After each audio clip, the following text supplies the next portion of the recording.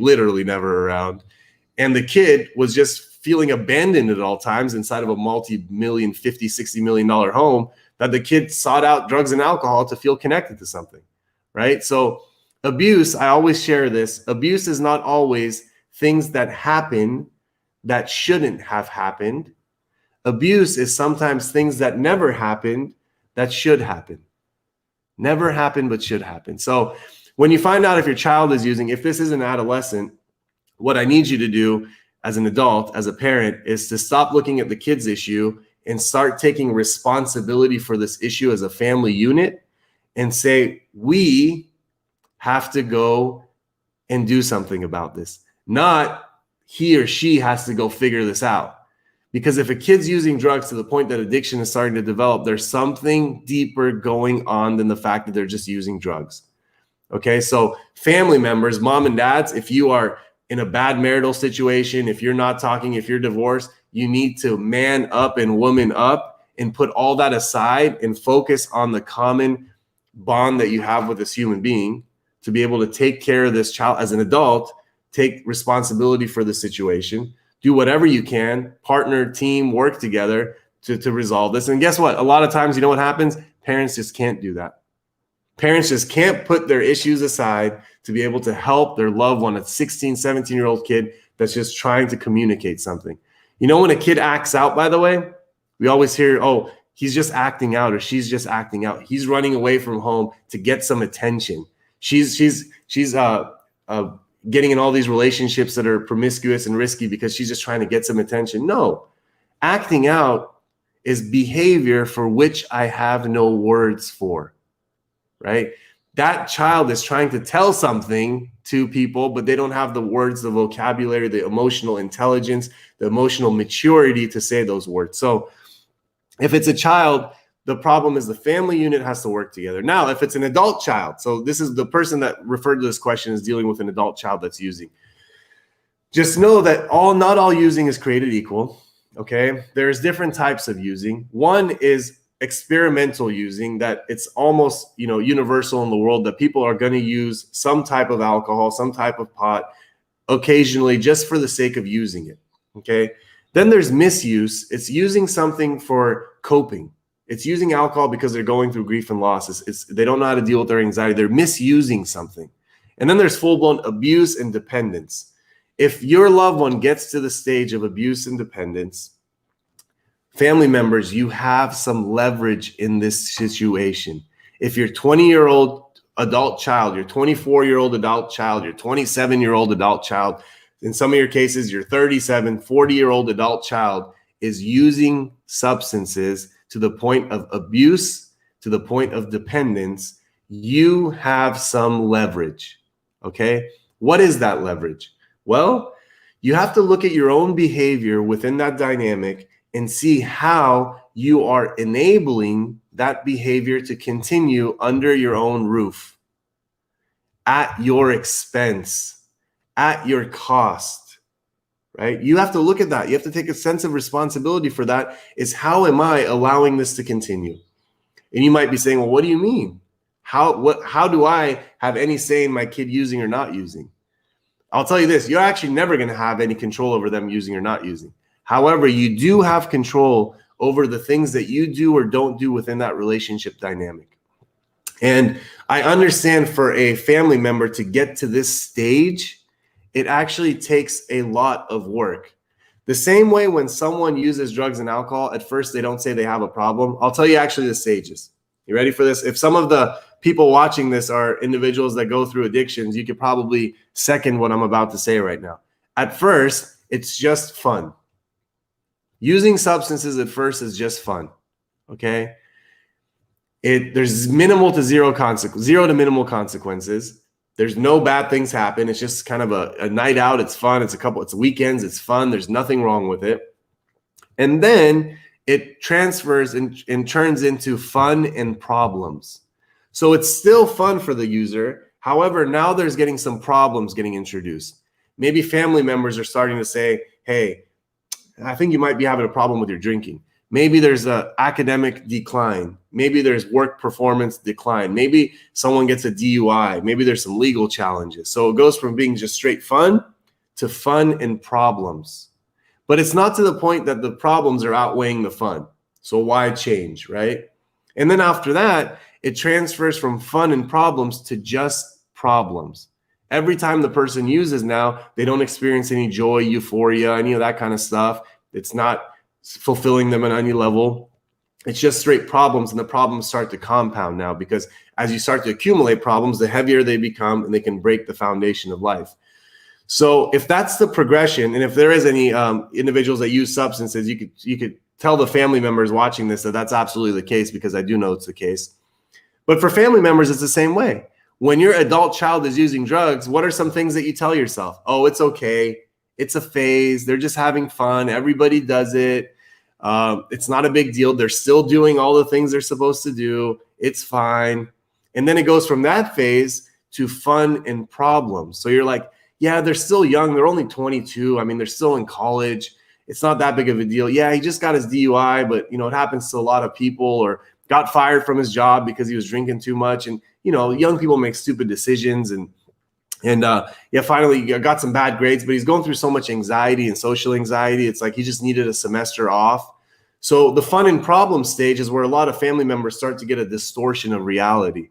And then when it becomes straight problems, when their substance use and abuse and dependence and their addiction is purely problematic, when you look at them and everything that they do and who they've become is not who they were and who you thought they'll be, you have some power and some leverage and some control in this. And the enabling behavior has to be addressed and looked at. What is enabling behavior? Anything as a family member that you do that allows and continues them to continue doing whatever it is that they're doing is considered enabling.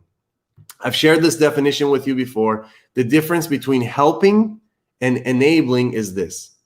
Helping somebody is doing something for someone that they can't do for themselves. Enabling somebody is doing something for someone that they can do for themselves and they also should be doing for themselves. Whenever you do something that someone else should do for themselves, you're enabling them. So, in the realm of parents with adult childs, if your loved one's use has gone to fun and problems to straight problems, if all you're doing is cleaning up the wreck, if all you're doing is cleaning up the tragedy of addiction, you got to look into your leverage. What is your leverage? Are they living with you? Are you paying for their life expenses? Are you allowing them to do whatever they want under your house and under your rules? Are you a prisoner in your own house and you're at their will? If the answer to those things is something mildly considered, you got to look into that. How am I going to change that? Because here's the thing. I'm a very, very, very compassionate person, right? Especially when it comes to human beings that are struggling with addictions. And there is a form of, what we call tough love. I believe that you can't distinguish between love and tough love. Love is love, right? So an act of love with someone that is actively using substances within your home is to let them know that if you do not stop doing this behavior inside my house, inside our family home, unfortunately, you can't live here. I will continue to love you. I will continue to support you. It just can't be in this house because it's too painful for me to watch this. And a lot of family members, and I've worked with family members, say this: if I kick them out of the house, what if something bad happens to them? If I kick them out of the house and tell them they can't be here, what if they go out and die? If I kick them out of the house, what if they get arrested? This is a very common thought that family members have. Now, I've worked in the field of mental health and addictions for over 10 years. Nothing I will ever say to you will be absolute. I can't say if you kick someone out of the house that exactly this is going to happen. That's irresponsible of me, and that's categorically inappropriate to say. However, I do know this, that most adult children that live in the home of a family and continue to use drugs are not capable and meant for street living. Okay? Now, there might be a child that's been homeless since 16, 17 years old, and now they're 23, 24, and they really don't care if they're on the street or not. Their chances are there's probably some mental health issues going on there. There's some mental illness, there's some depression, there's some sadness, and I got a lot of compassion for that. But for the 24, 25, 26, 30-year-old kid that's living at home with mom and dad, you know, this roof over their head and comfort and just using their drugs at will and doing whatever they want, that guy or girl can't last on the streets. They might be able to get pissed off and angry and say, how could you do this to me? And maybe at their best, because by the way, if they're living at home with you, I have a really, really strong feeling that they're not killing it in life and they're not sitting on a big savings account and they don't have their own sources of income. They might be able to pull off a few days, a few weeks of sleeping at friends' houses, which by the way, birds of a feather flock together. So if you're living at your parents' house at 27, 28, 29, chances are you're not hanging out with people that are really self-sufficient and financially driven and career-oriented in your life. Your other friends are all using buddies doing the same thing too. So there might be a couch or two that they might be able to sleep on for a little bit. But from my personal and professional experience, what I've noticed is they can't handle that. They can't handle the streets. And they will come back and say, okay, what do I have to do to come home? And the answer to that is seek treatment, without letting them know that they can even come back home. Because here's the thing, the leverage you have in this moment allows you to push them towards a direction that will actually change their life around, right? And it might not happen right off the bat, by the way, as you all know, relapse is a part of the process. But the sooner you do this process, the sooner and greater chance that they have of this thing working. So one of the most important elements here becomes this, is remember, most family members tell someone like me, hey, if I kick them out of the house, they're going to die, something bad's going to happen. My friends, the statistics and data tells something very, very clearly and accurately. Most overdose deaths from things like fentanyl, heroin, and benzodiazepine, and the interactions of all those drugs and respiratory depression, most overdose deaths happen within the family home, in the bedroom of the individual that lives in that home. People rarely, in this situation, are overdosing when the parents kick them out of the house. They overdose inside the house. The mom or the dad knocks on the door. They don't hear a response. They freak out and go in the room, and their loved one has overdosed. Tough love isn't kicking someone out of the house. Love, when you're dealing with someone that's using substances that are killing them, is telling them that you can't do this inside this house, right? You can't do this inside this house. So what do I do if my child is using drugs? Please let me know what type of use we're talking about here. Is it early stages, if it's full-blown addiction? I think because of the person who referred you and told you to ask this question, I have an idea that this person's full-blown in addiction. And you're not going to be able to handle this one on your own. It's reach out to myself, to Matt. Matt can point you in the right direction, and we will go from there. So if there's any comments on the side, I know I'm talking really passionately. Feel free to say whatever you need to. The link that I have here on the side is, if anybody wants to come in and talk, just click on that link on the Facebook link and come talk. If that was your experience, by the way, if you were this mom or this dad or this spouse or this sibling that had to do what I just told you to do and it worked for you, please come and share that with somebody, because there is a mom or dad out there that significantly needs to hear that message. The next one that I have here is actually one of the moms has asked me this before a while ago. So what do I do if my loved one relapses during treatment? Okay, so first of all, yes, that could happen. And as some of you know, that can happen multiple times. Let me distinguish between relapse and a single isolated episode of use. Okay, so a relapse happens, first of all, long before the relapse. It's a psychological and emotional state of mind that someone can get into, which ultimately leads to the manifestation of picking up drugs, not a single episode of use, but picking up drugs and going back to previous versions of operating. When that happens, the family member, what are the first reactions? So some of the family members watching this, I've talked to you when that happens. First is fear. Okay.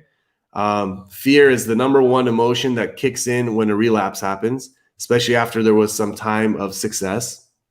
And what is the fear associated with, right? If some of you can let me know what the fear was associated with, that would help. I can fill in the gaps a little bit because I've talked to a lot of you. And if I haven't talked to you directly, I've talked to thousands of people like you. The fear is like, oh my God, is he or she going to go back to where she was? Are they going to be okay? What's going to happen now? The fear of the unknown. So fear is the number one emotion that kicks in. And by the way, we get blinded by fear. So when fear happens, you're disoriented. You don't know which way's up, which way's down, which way's, it's very, very heavy. The feeling that happens outside of that, after the fear, underneath fear, right? If you go down fear and you kind of go, there's frustration, there's agitation, there's annoyance. It's like all these different shades. And you go down to some of it, there's two things. One of them is anger. I've seen a lot of anger and fear. And anger is because, like, how could you do this again? How could you do this to yourself? How could you do this to us? Yeah, disappointment. Lynn just said fear and disappointed. And, disappointed in the process sometimes is because we don't have that much information on it. But the fear component is important. But then it goes down to anger. Anger is we're not supposed to suppress our anger. Anger sometimes in a natural way is actually healthy to have because it's a form of expression. I mean, if we're supposed to feel joy and happiness, but we don't allow ourselves to feel anger, then by default, we're suppressing our emotions. Good morning, Jose and John. Welcome. And after the anger, by the way, there's some sadness that happens. And sadness is another human emotion. And it's kind of like the air gets taken out of something that was really hopeful, right?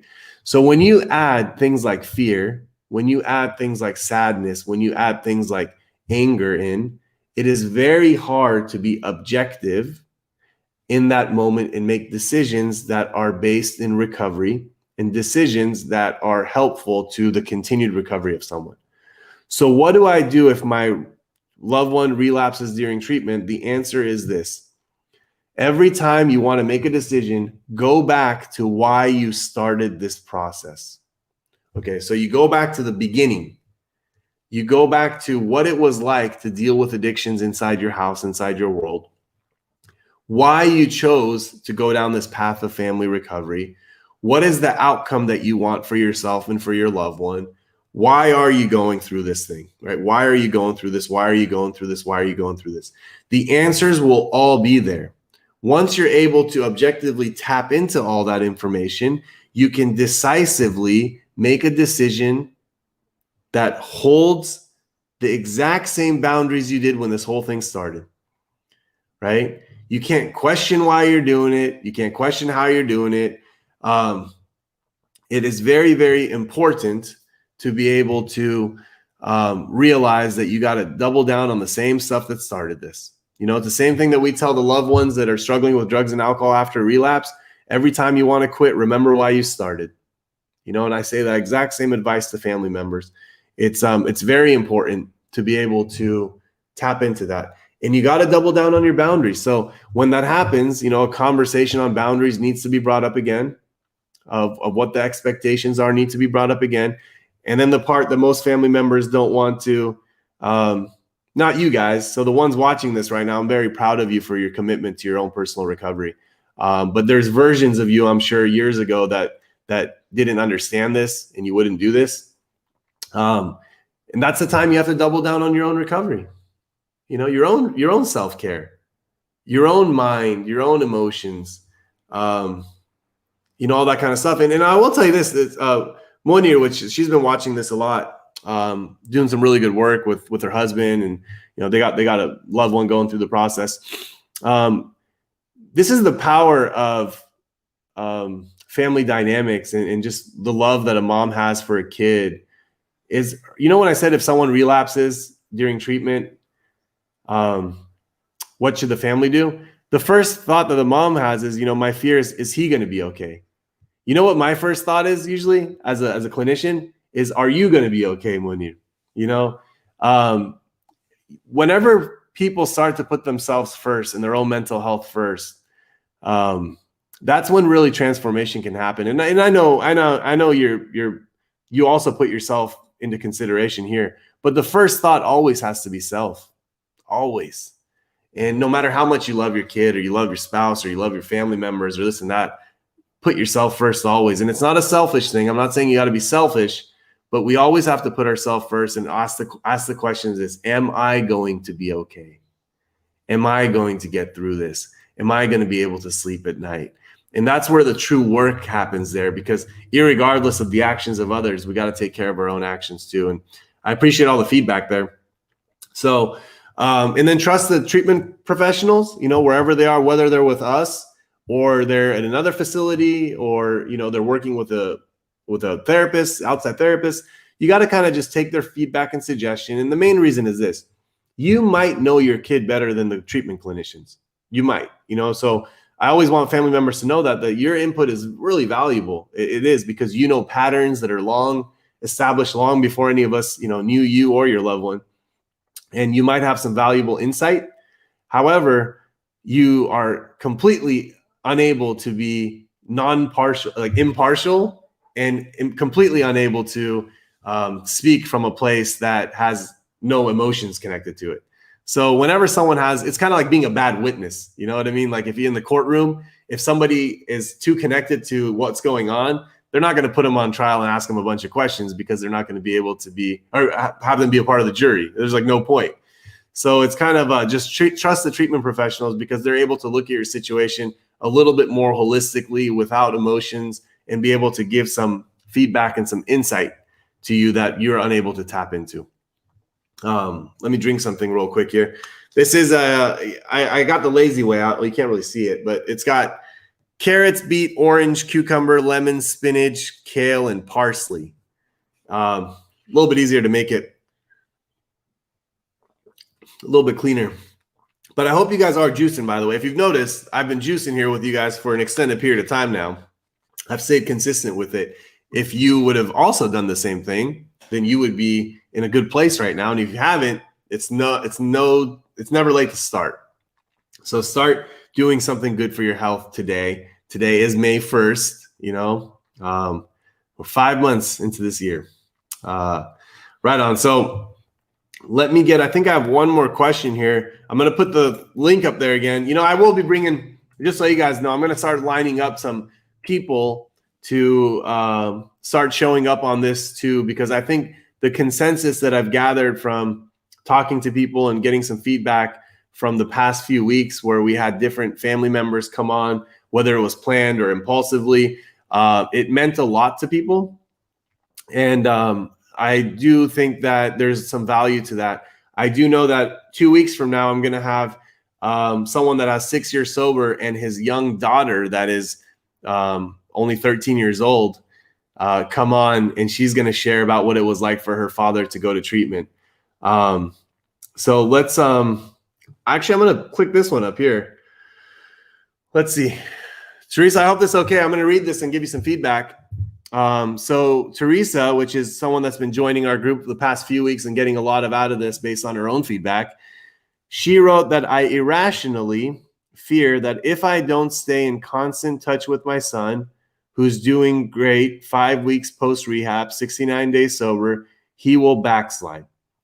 I'm probably driving him crazy. Okay, so first of all, that takes a lot of vulnerability and a lot of bigness for you to be able to own that and to share that and to say that.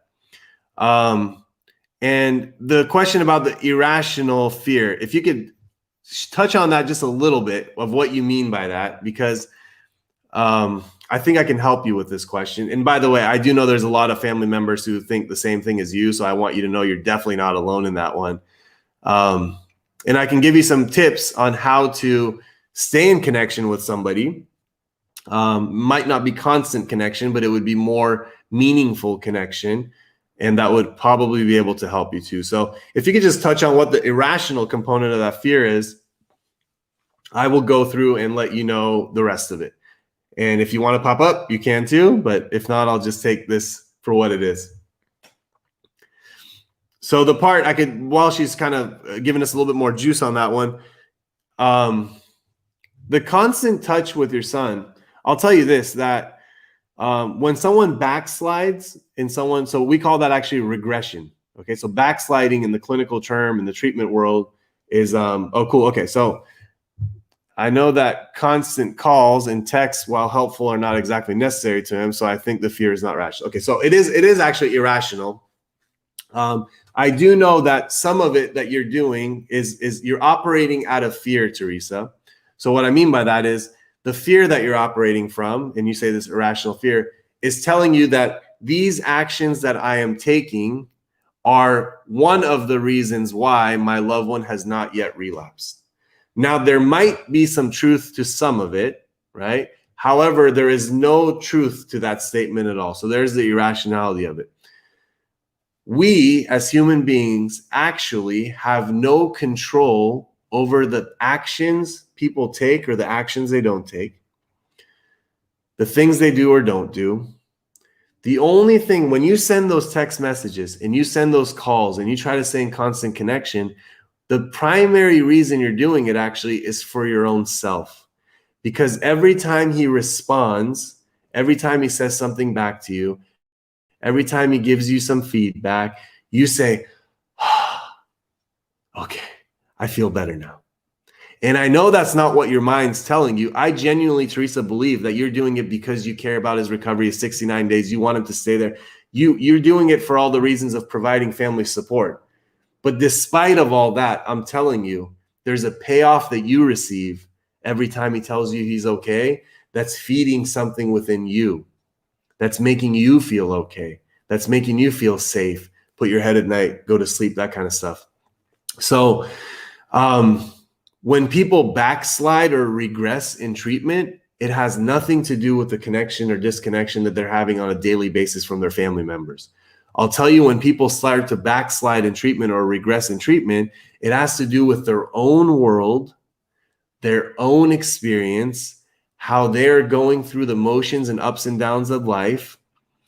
And what happens there is this, is all of a sudden, 69 days, congratulations. When 90 days comes in, congratulations. These are awesome milestones. When this stuff happens, they start to think, okay, what's my next step? What am I going to do next? How am I going to survive? Am I going to go to school? Am I going to get a job? If I ever go on a date and someone asks me a question, why am I not drinking? What am I going to say to them? Am I always going to have to hang out with all these sober people? People start to go through their own world. And when you're having these daily conversations and check-ins, I guarantee you that your conversations aren't getting this deep, right?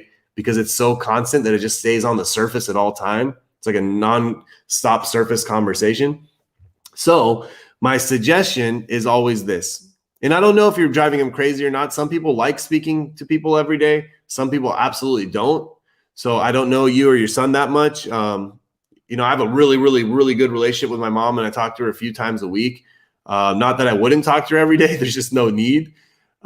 So I will tell you this, that some of the most beneficial ways that a mom can communicate with her loved one and get more out of the interaction conversation is to set up a couple times a week, right? That conversation happens and takes place, that instead of being just a short check-in is like a little bit longer and actually gets to talk about more things that have occurred through the process of that week. It gives it more ability to kind of receive information, have more depth to the conversation. And I'm not saying you got to try that right now. If whatever you're doing is working for you or not working for you, feel free to. But eventually you do need to be able to step back a little bit to see how you feel when you don't get the constant checkups, right? Because that becomes your own work, Teresa. That becomes what you need to work on. So when you aren't getting it from your son, right, and you start to feel like, oh my God, the anxiety starts to come up and all that kind of stuff, you got to start addressing and working on that stuff, because it's very, very important. And thank you for this last, she said it makes sense and great idea. Your feedback is also spot on and so helpful. It's this is the value of this group, and it wasn't just for you, Teresa. You're one of many moms and dads that thinks that their constant checking up is the main reason that, or one of the main reasons that this whole thing's working. And a lot of times that's not the case. And yeah, you definitely don't want to be the cause of someone drinking. And I'll tell you this, people drink because they drink, and they can find 1,000 different excuses of why they did it. And a mom checking in on a daily basis isn't one of those, at least in the recovery world. But checking in on your son every single day is probably something you really don't need to be doing, especially if they're, connected to treatment, post-treatment, they have a social support network around them if they're doing well. And just be prepared to have those deeper conversations. So wonderful work. Thank you. I appreciate the feedback. If anybody else has anything to tell Teresa, by the way, you could either type it on the side or pop up and say it, because I do know many of you experience the same stuff that she does, and there's nothing wrong with that. It's just the truth. And provide some support to each other, please. So it's valuable. But the last one that I had here was, okay, this happens in the treatment world, especially. So it says, what do I do if my loved one wants to return back to our house after their treatment is complete? Okay, so when someone says they want to return back, that means at one point they were living there. Okay, nobody returns to somewhere if they weren't living there. And it goes back to your own truth and your own reality. And again, I'm not giving any definitive advice to anybody here. Some people can go back into a home environment if the family dynamics are super healthy, if they've had an extended period of time, sobriety. I'll give you a real example. I had a client, East Coast client. He was out here for an entire year and wanted to go back to the East Coast. And this kid was a college graduate that while he was here for a year, eventually took his MCATs and was able to get into medical school. And once he got into medical school, he decided to go back home. And instead of living on campus and going where all the doctors and all that kind of stuff were at, because there's a lot of potentially drinking and just, the college life, he chose to move back in with his parents' house after 1 year of sobriety. Now, there was a lot of fear in that moment because, there was a lot of boundaries that were set, but he did go off the treatment, was there for a year, came back home. This last June during the COVID 2020 stuff, he graduated from a medical school. I can't use names. He graduated from medical school, and the entire time he lived in his parents' house while doing so. And now he lives independently, is in a residency at a hospital. So not all people are created equal, but let's talk about someone that's 90 days sober that wants to come back to mom and dad's house when 90 days ago, he or she was using substances in their home, doesn't have a job to go back to, doesn't have school to go back to. The only reason he's coming back or she's coming back is because they told mom and dad, I want to come home, right? And mom and dad are starting to miss their loved one a little bit. So it's a little bit of their own stuff going on. I'm telling you, that's not a good enough reason. It just isn't. You want some time to develop between the time that you set that boundary and told them you have to go to treatment because we can't watch this anymore, and them even wanting to come back home. Now, here's the thing. Will they get pissed off? Yes. Will they get annoyed, agitated, frustrated? Yes. Will they say some hurtful things to you? Yes. May they even relapse over it? Will they use that as an excuse to use substances? Maybe. However, if you allow them to come back home and allow them to get what they want, right? What's your world going to look like? Put your loved one aside. Are you going to be able to sleep at night now? Every time they come home, are you going to look at their eyes, wondering if there's bloodshot in them? Are you going to see if they're nodding out or if they're tired? Are you going to try to track a GPS on their car? Are you going to watch their spending? Are you going to dictate who they can't and can't hang out with? Are you going to lose your own sanity trying to see if this person's staying sober or not? Are you going to track their meetings? What's your world going to look like? And here's the thing. If they do smoke a little weed or drink while they're at your house, but it's not enough to really tell them, hey, go back off the treatment, or you just don't have it in you, are you going to get frustrated? Are you going to get agitated? Are you going to get angry? Are you going to take it out on your other family members? Are you going to have poor work performance? If the answer to all those things is maybe, then you're definitely not ready for it, right? So one of the components of recovery is to achieve self-sufficiency. And I'm not saying full financial self-sufficiency, as long as someone's doing what they need to do and trying their hardest and making progress in life. If you can support them when they're in the recovery world, you can support some things for them, but you got to make sure that they're investing, that they got skin in the game. You got to make sure that they're utilizing their newfound resources of whatever job they have or whatever they have towards maintaining a life for themselves. At some point, your adult child needs to learn how to be an adult. And as long as you keep allowing them to remain a child, they will stay a child forever. You ever hear man child, woman child, that kind of stuff? The guy's 30, 40 years old and still like a child. It's not the kid's fault, by the way. It's whoever the heck environment allowed that to maintain for so long, right? So returning back home, and Jim said good insight for returning home for treatment, and Jim's done this for a long time. He's, been clean and sober for 17 years, been counseling for a decade, that kind of stuff like that. He would give the same advice. I know this for a fact that he would give the exact same advice as I did right now, because it's not just based on our personal preferences. It's not based on just us thinking that's what you're supposed to do. We've seen many times people go home when they weren't ready to go home. Family members accept them into the house when they weren't even ready to do it. They just did it because they felt they had to, because of fear of relapse. Are you kidding me? If you're afraid of your kid relapsing because you tell them they can't come home, then what about the 1,000 other things that might happen when they're at your house, right? What if they relapse on any of those things? Then you're stuck in the same situation you were for all those days, weeks, months, years before they actually sought out to go to treatment. The recovery community, in the right recovery community, the healthy recovery community is like a place like ours. There's magic that happens there when kids are forced to grow up, when family members allow them to grow up. There's some magic that happens there. Guess what? People just start growing up. But the ones that the family keeps, feeling bad for them or feeling guilty or feeling blah, blah, blah, that kind of stuff like that, they really tie our hands behind our back. They don't allow us to do what we need to do because out of whatever reason. And that's what the family work's so important. So that question is an important question though. And treatment might be complete, but recovery never ends. You guys know this, right?